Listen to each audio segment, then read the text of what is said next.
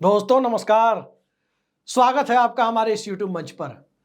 दोस्तों, एक मोर्चा संसद में खुला हुआ है, एक मोर्चा सड़क पर खुला हुआ है, एक मोर्चा किसानों के बीच से खुला हुआ है तो एक मोर्चा नौजवानों से के बीच से खुला हुआ है और एक मोर्चा गठबंधन के सहयोगियों के तुष्टीकरण के लिए भी खुला हुआ है। लेकिन इन सब के बीच इतने सारे मोर्चों का मुकाबला कर रही नरेंद्र मोदी और अमित शाह की वो सरकार भला किस तरह से चल रही है या किस तरह से चलाने की कवायद हो रही है, इन सब पर चर्चा हो ही रही थी। तभी एक मोर्चा अगर नागपुर से खुलता हुआ शुरू हो जाए, एक मोर्चा मातृ संगठन से खुलना शुरू हो जाए और एक मोर्चा वहां से खुलना शुरू हो जाए जिसने भारतीय जनता पार्टी के लिए कैडर सप्लाई की पूरी मशीनरी तैयार की हो, तो आप सोच सकते हैं कि सत्ता की परेशानियां, सत्ता की दुश्वारियां कितनी बढ़ी हुई है। बात भारतीय जनता पार्टी की हो रही है। बात भारतीय जनता पार्टी के अंदर जिस बदलाव की बिसात बिछाई जा रही है, उस बिसात के इर्द गिर्द नरेंद्र मोदी और अमित शाह की भूमिका कहां फिट बैठती है और कितनी फिट बैठती है, उस पर हो रही है। मोहन भागवत का बयान आपने सुना होगा।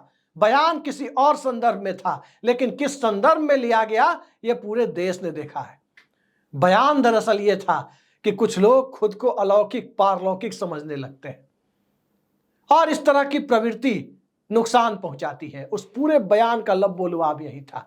अब अलौकिक और पारलौकिक समझने के लिए मौजूदा दौर में इस देश में कितने नॉन बायोलॉजिकल लोग बचे हुए हैं, यह बात मोहन भागवत भी समझते थे।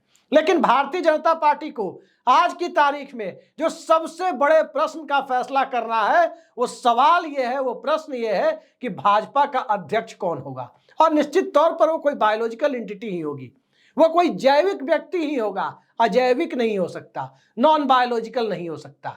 लेकिन आखिर भारतीय जनता पार्टी के अध्यक्ष के पद पर जो नियुक्ति होनी है और जो अध्यक्ष बनेगा, उसके पहले पिछले कई बार से देखा जा रहा है कि कार्यवाहक अध्यक्ष की जो परंपरा है कि पहले यदि कोई मंत्री, यदि कोई भाजपा का अध्यक्ष सरकार का हिस्सा बन जाता है, उस परिस्थिति में नए अध्यक्ष की नियुक्ति के पहले पिछले कुछ अलग अलग मौकों से देखा जा रहा है कि कार्यवाहक अध्यक्ष की नियुक्ति होती है वर्किंग प्रेसिडेंट की, बिल्कुल जेडीयू के संजय झा वाली स्टाइल में।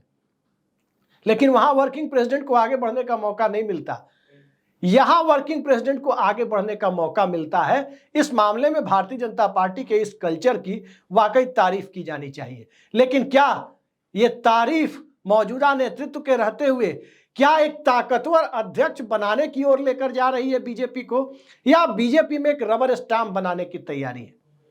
यह सवाल यहीं आकर अटक रहा है कि आखिर जेपी नड्डा का उत्तराधिकारी कौन होगा। कई जिम्मेदारियां जेपी नड्डा के जिम्मे अब है।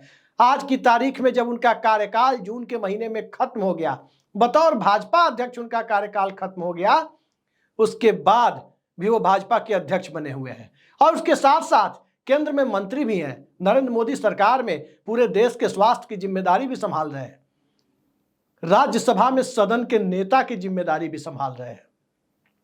और इन सब के बीच भारतीय जनता पार्टी में वर्किंग प्रेसिडेंट की कवायद भी चल रही है।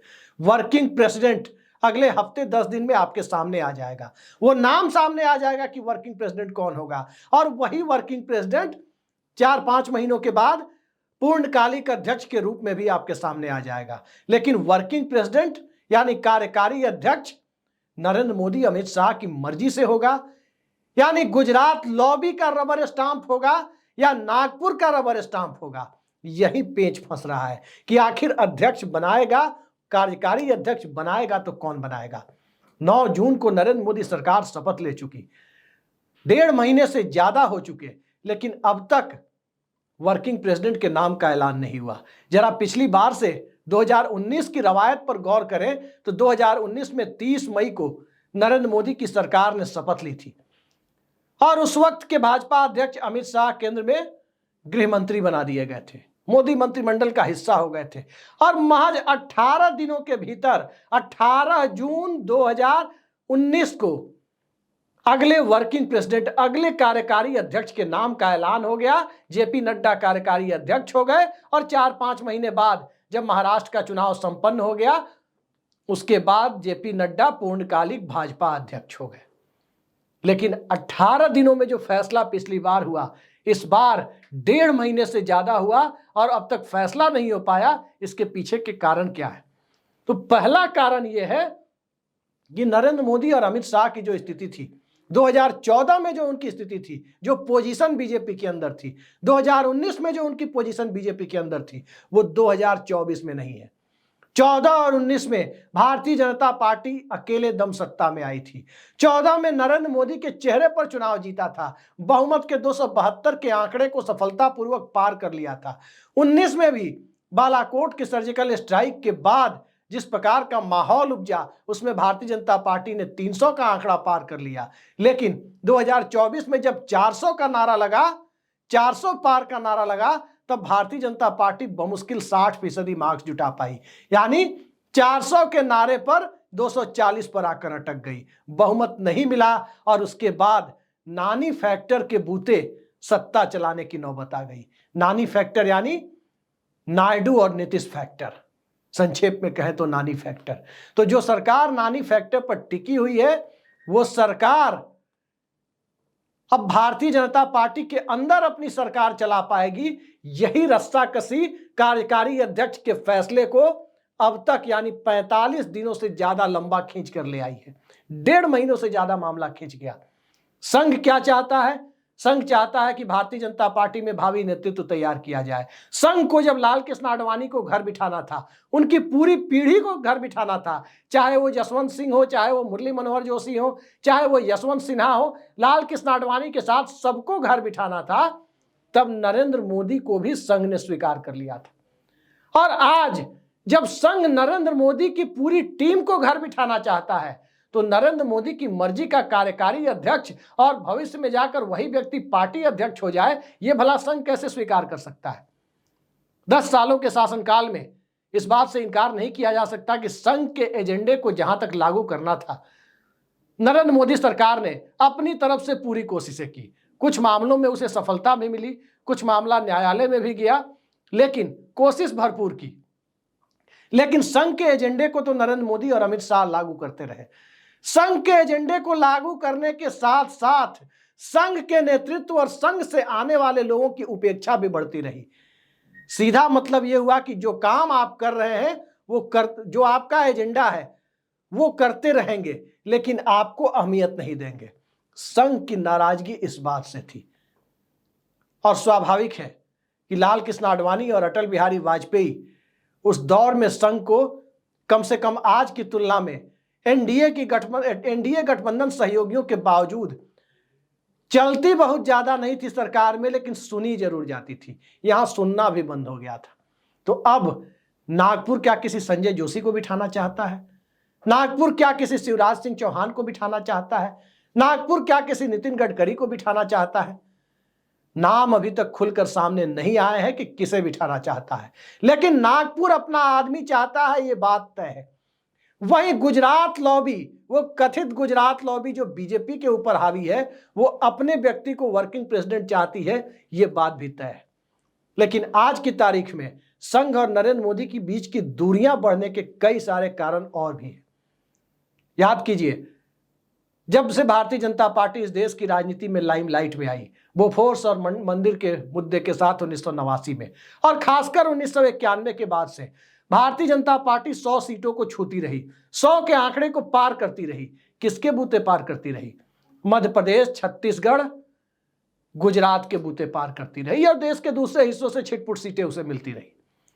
लेकिन नरेंद्र मोदी के दौर में जब भारतीय जनता पार्टी ने 272 के आंकड़े को पहली बार छुआ, तो उसे मोदी मैजिक माना गया, और वाकई 2014 में वो मोदी मैजिक था भी। कांग्रेस के खिलाफ माहौल था और नरेंद्र मोदी के चेहरे पर लोगों की काफी उम्मीदें थी, और 272 के आंकड़े तक पहुंचने में भारतीय जनता पार्टी जो 100, 150 या मैक्सिमम 182 तक जा पाई थी, वो 282 तक पहुंच गई। उसके पीछे मोदी मैजिक ने जहां काम किया, उन राज्यों को देखिए, हरियाणा, उत्तर प्रदेश, बिहार, असम, और इसके साथ साथ राजस्थान को भी कह सकते हैं कि इन राज्यों में एक बड़ी भूमिका निभाई मोदी मैजिक ने। आज की स्थिति यह है कि कमोबेश इन सभी राज्यों में मोदी मैजिक उतार पर है। यानी नरेंद्र मोदी भारतीय जनता पार्टी को जिन राज्यों में वन साइडेड विक्ट्री की तरफ, एक तरफा जीत की तरफ लेके गए, उन सभी राज्यों में उनका पूरा का पूरा जादू उतार पर है। अग्निवीर का मामला राजस्थान, हरियाणा, पश्चिमी उत्तर प्रदेश और काफी हद तक बिहार को प्रभावित करता है। किसान आंदोलन भी देश के बहुत बड़े हिस्से को प्रभावित करता है। इसके साथ साथ बेरोजगारी और नौजवानों का जो आंदोलन है, उसने नरेंद्र मोदी की तरफ से भारतीय जनता पार्टी के लिए एक अलग तरह की जो नई धारणा पैदा की है, वो शुभ संकेत दिखाई नहीं दे रही है। वो अलग मुद्दा है और यही कारण है कि उत्तर प्रदेश में अखिलेश यादव अपना पीडीए चलाने में कामयाब हो गए। मुद्दा तभी कोई चलता है जब एक पक्ष से नाराजगी होती है, वहां अपने मुद्दे, वहां अपने इशूज, उनका समाधान होते हुए नहीं दिखता। बिहार में नीतीश कुमार के बूते भारतीय जनता पार्टी की दर्जन भर सीटें बच गई, वरना कभी बीजेपी तो 2 दर्जन के करीब पहुंच गई थी 2014 की बात करें तो। ठीक इसी तरीके से हरियाणा में जिस तरह से माहौल भारतीय जनता पार्टी के पक्ष में बना था, राज्य में भी सरकार बनी और 10 की 10 सीटें भी भाजपा ने जीती। राजस्थान में भी दिल्ली की लॉबी ने अपनी चलाने की कोशिश की, गुजरात लॉबी ने अपनी चलाने की कोशिश की, संघ की पसंद को दरकिनार किया गया। तो क्या मध्य प्रदेश, छत्तीसगढ़, गुजरात जीतने के लिए नरेंद्र मोदी और अमित शाह को स्वीकार किया जाए? यही मंथन संघ में चल रहा है। और उड़ीसा में जो सत्ता मिली है वो मोदी मैजिक से नहीं, दरअसल नागपुर का भी यही मानना है, आरएसएस का भी यही मानना है, संघ के शीर्ष नेतृत्व का भी यही मानना है कि 24 सालों की एंटी इनकम्बेंसी और जिस प्रकार से नवीन पटनायक का स्वास्थ्य गिर रहा था, कांग्रेस अपने आप को विकल्प के तौर पर पेश कर पाने में विफल हो रही थी, उसने बड़ी भूमिका निभाई। न कि ब्रांड मोदी ने उड़ीसा में भारतीय जनता पार्टी को एक तरफा जीत दिलाई, 21 में 20 सीटें दिलाई। मोदी मैजिक जहां चला था वहां फेल होता हुआ दिखा। महाराष्ट्र जैसा बड़ा राज्य, वहां गुजरात लॉबी ही भारतीय जनता पार्टी के गिरावट का कारण मानी जा रही है कि जब तक भारतीय जनता पार्टी के शीर्ष पर गुजरात लॉबी हावी रहेगी, तब तक महाराष्ट्र में भारतीय जनता पार्टी का कल्याण भगवान भी नहीं कर सकते, मनुष्य की बात छोड़ दीजिए। यह धारणा जब महाराष्ट्र में बनती जा रही है, तब आप अंदाजा लगा सकते हैं कि नरेंद्र मोदी और अमित शाह का विकल्प क्यों ढूंढा जा रहा है। मार्गदर्शक मंडल के सदस्यों की संख्या बढ़ाने की तरफ संघ की एक धारा क्यों सोच रही है? क्या 75+ का क्राइटेरिया सिर्फ लालकृष्ण आडवाणी के लिए था और मुरली मनोहर जोशी के लिए था? क्या बाकियों के लिए वो नहीं है? ये सारे सवाल इस दौर में बेहद मौजूद हो गए हैं, क्योंकि नरेंद्र मोदी अब वोट बटोरने वाला सबसे बड़ा माध्यम नहीं रहे। नरेंद्र मोदी को कहीं राहुल गांधी से, तो कहीं मुद्दों से, कहीं पीडीए से, तो कहीं जाति जनगणना से, तो कहीं मराठा अस्मिता से, तो कहीं स्थानीय मुद्दों से चुनौती मिली। तो संघ अब उससे आगे देखना चाहता है, और आगे तब देखना चाहता है जब सामने से राहुल गांधी और इंडिया अलायंस की एक बड़ी चुनौती आकर खड़ी हो गई है। संघ उस दौर में भारतीय जनता पार्टी को देखना चाहता है जिस दौर में भारतीय जनता पार्टी का नया नेतृत्व दिल्ली में आकार लेता हुआ दिखे, और बिल्कुल उसी तरह आकार लेता हुआ दिखे जैसे अटल आडवाणी के दौर से निकालकर भारतीय जनता पार्टी को नरेंद्र मोदी, सुषमा स्वराज, राजनाथ सिंह, नितिन गडकरी जैसों के हाथ में भी संघ ने पहुंचाया था। अब इस मौजूदा दौर के नेतृत्व से आगे निकालकर नए दौर के नेतृत्व के हाथ में कैसे बीजेपी को पहुंचाया जाए, जिस पर अगले 10, 15, 20 सालों की राजनीति हो सके, ये संघ के एजेंडे में सबसे पहले। और इस एजेंडे के लिए दिल्ली का थोपा हुआ, गुजरात लॉबी का थोपा हुआ कार्यकारी अध्यक्ष या अध्यक्ष मंजूर नहीं है। अलग अलग सामाजिक समीकरणों की बात हो रही है। कहा जा रहा है कि उत्तर प्रदेश में सोशल इंजीनियरिंग की वजह से हार हुई, तो उत्तर प्रदेश की सोशल इंजीनियरिंग को दुरुस्त करना सबसे ज्यादा जरूरी है। तो क्या किसी पिछड़े वर्ग के व्यक्ति को कमान दी जाए? एक थ्योरी बीजेपी में यह भी चल रही है। और क्या वो व्यक्ति जो पिछड़े वर्ग से आएगा, तो क्या इससे इस धारणा की पुष्टि नहीं होगी कि नरेंद्र मोदी पिछड़े वर्ग का वोट लाने में नाकाम हो गए हैं, इसलिए एक राष्ट्रीय अध्यक्ष की जरूरत महसूस हो रही है, एक कार्यकारी अध्यक्ष की जरूरत पिछड़े वर्ग से महसूस हो रही है? कई सारे सवाल वहां भी खड़े हो रहे हैं। और क्या संघ इस थ्योरी को स्वीकार करने के लिए तैयार है कि सोशल इंजीनियरिंग के मामले में नरेंद्र मोदी का चेहरा अकेला ही अब काफी नहीं रह गया है? दूसरी महत्वपूर्ण बात कि योगी आदित्यनाथ की सत्ता को लेकर जो तरह तरह की चर्चाएं हैं, क्या योगी आदित्यनाथ की सत्ता को इस आधार पर चुनौती दी जाएगी पार्टी के अंदर से ही कि उत्तर प्रदेश में लोकसभा चुनाव के नतीजे खराब रहे हैं? गुजरात के लोकसभा चुनाव के नतीजे, लाल कृष्ण आडवाणी जब पीएम कैंडिडेट थे, अटल बिहारी वाजपेयी जब 2004 में पीएम कैंडिडेट थे, तो 4 और 9 दोनों के चुनाव में उठाकर देखे तो लगभग 50% सफलता ही मिली थी भाजपा को। 14 और 15 सीटें ही मिली थी वहां की 26 सीटों में। तो क्या गुजरात के उस वक्त के मुख्यमंत्री नरेंद्र मोदी को बदल दिया गया था? ये सारे सवाल उत्तर प्रदेश को लेकर हो रहे हैं। और क्या उत्तर प्रदेश के मुख्यमंत्री के विपरीत मिजाज का कोई व्यक्ति भारतीय जनता पार्टी का वर्किंग प्रेसिडेंट बना दिया जाएगा और फिर उसके बाद उत्तर प्रदेश के मुख्यमंत्री को हटाने की स्क्रिप्ट लिखी जाएगी? इस तरह के सवालों को संघ तवज्जो नहीं देगा और न ही इस तरह के किसी व्यक्तित्व को स्वीकार करने के लिए तैयार है।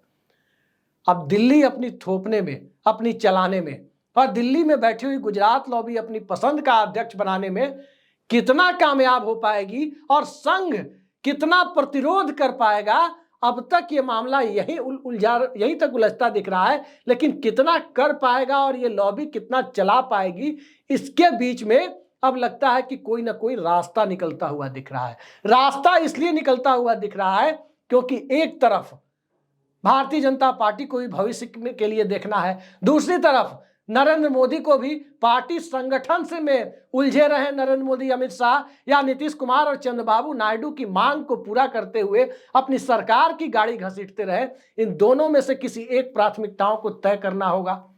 और तीसरी तरफ विपक्ष की तरफ से इंडिया अलायंस जो तकरीबन 245-50 के आसपास अब संसद में उसके सदस्यों की संख्या दिखाई दे रही है, कब तक उसे सत्ता से दूर रखने में इस लोकसभा के अंदर बीजेपी को कामयाबी मिलेगी, इस सवाल से भी जब सरकार को जूझना पड़ रहा है, तो क्या संघ के सामने नरेंद्र मोदी और अमित शाह का सरेंडर हो जाना यही एकमात्र विकल्प बचता है? और यदि सरेंडर हो गए तो क्या उस परिस्थिति में सत्ता सलामत रह पाएगी या भाजपा के अंदर से दूसरे प्रधानमंत्री की बिसात बिछनी भी शुरू हो जाएगी?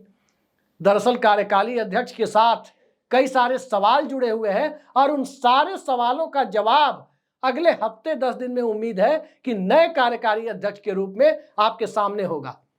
तो देखते जाइए, बीजेपी के अंदर जो चल रहा है बड़ा दिलचस्प है। मौजूदा नेतृत्व बनाम भावी नेतृत्व की लड़ाई है और इसके लिए जो बवंडर विपक्ष से उठने की संभावना थी वो उठी ही, लेकिन उससे ज्यादा बड़ा बवंडर तो नागपुर से उठा हुआ है। और उस बवंडर का सामना करने के लिए गुजरात में आई हुई बाढ़ किस हद तक उसे रोक पाएगी या राजनीतिक बाढ़ कोई नए तरीके से उत्पन्न हो जाएगी, ये भी देखना बड़ा दिलचस्प होगा। फिलहाल के लिए इतना ही। नमस्कार।